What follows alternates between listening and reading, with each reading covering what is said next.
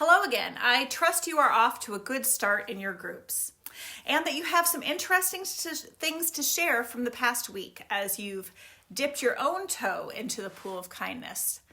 Maybe imagined a way that you could embody kindness in a concrete way this past week. Well, now this week we're going to be taking our definition of kindness and noting a tension that is inherent in our efforts to share kindness in our world.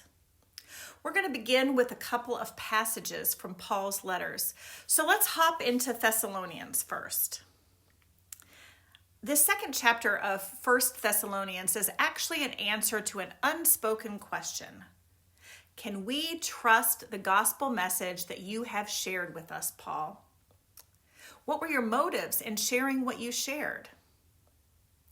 You see, in the culture of the first century Mediterranean world, traveling teachers would enter cities and display their oratorical skills through public speeches, seeking to attract students who might pay for their instruction. The speeches and the interactions that were shared were ones which the teacher might calculate as most greatly increasing their reputation, therefore bringing them more students and their own personal gain. In other places, you might see critiques of these individuals as flatterers. In our conversation on kindness, you might think of them as persons who share kind words in the hope or expectation of something in return.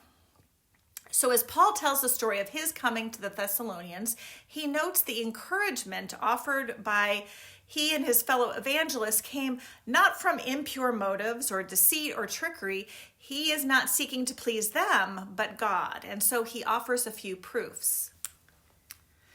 The first proof that Paul offers that he is different from these kinds of teachers comes in the story of his sufferings. He points out that he and Silas are coming from a situation in Philippi where the message that he shared was rejected and that he was treated shamefully.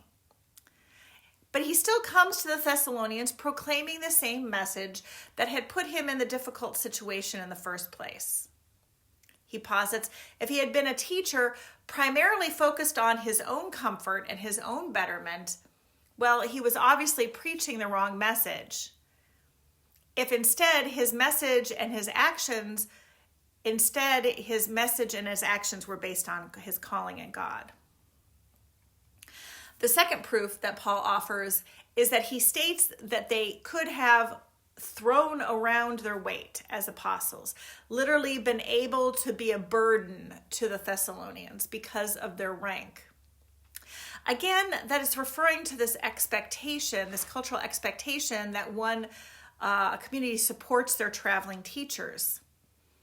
Now, throughout his letters, so here and in 1 Corinthians and in Ephesians also, Paul reminds that while it was his right to expect payment, he instead offers the teaching of Jesus and the gospel freely. In fact, in other places, he alludes to his work as a tent maker to support his gospel ministry.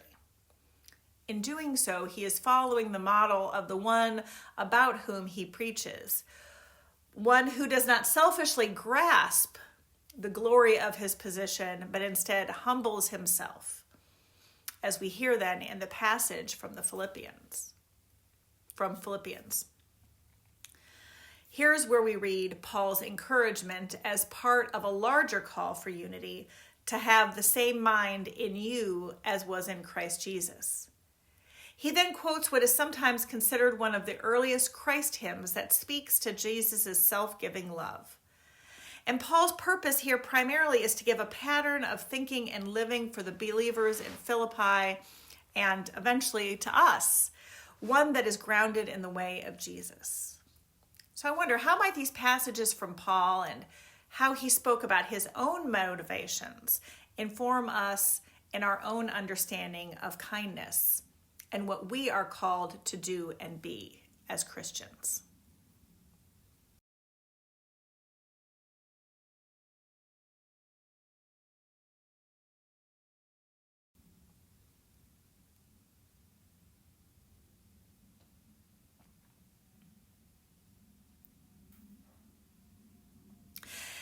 In the readings for this week from Bruce's book, we run into what we might consider to be a shadow side of kindness.